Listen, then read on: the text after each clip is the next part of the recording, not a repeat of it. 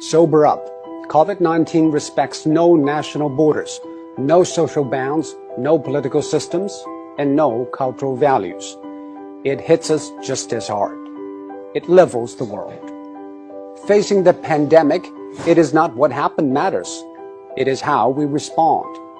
For almost a month, it infected thousands in Wuhan in a day, and every hospital bed was occupied. Now, empty beds and closed wards in the city. How did China make it? It is nothing new, but it's worthy to know. According to an initial WHO report, an infected person appears to spread it to an average of 2.6 people.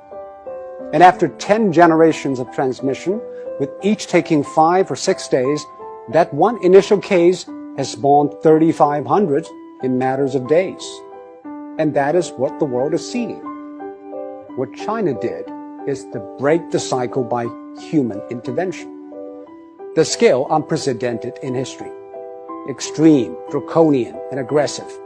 These are the words used to describe China's response. But now, people have come to terms with the new norm, lockdown. Some people say, isn't that a violation of individual rights? Actually, the balance between individual rights and public safety is always an ever-changing equation. After 9/11, all the airports in the world began to impose draconian safety checks on passengers, and people accepted it because we traded a little of our freedom for the greater good of the public. China imposed the largest and most draconian quarantine in history. Factories shut, public transport stopped, and people stayed indoors. By doing that, it flattened the curve. On one hand, China avoided many millions of cases and tens of thousands of deaths. On the other, it stretched out the time and made the hospitals restaffed and less strained. This is exactly what Europe and America should know.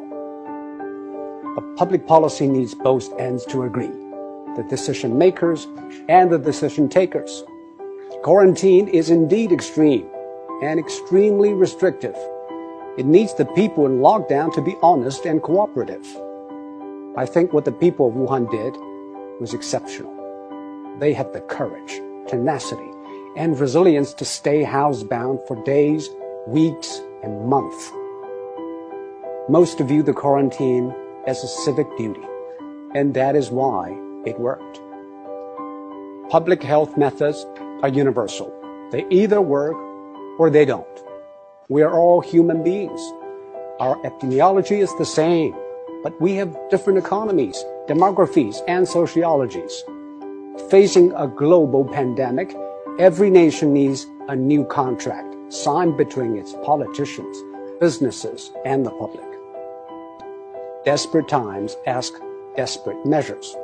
This is a desperate time, and we should not put politics ahead of public health, now more than ever. The new coronavirus has been claimed by ideologues. Donald Trump said it justified tighter border control. Bernie Sanders linked it to free healthcare, while in Singapore, every infection case is followed and dealt with. Bit by bit, every country is testing its methods through trial and error. Some paid a high price, and some set a high bar. We should all move ahead with humility. There is no decision without trade-offs, and most of all, there's nothing without skin in the game. And now, the whole world has learned, or is learning, to play.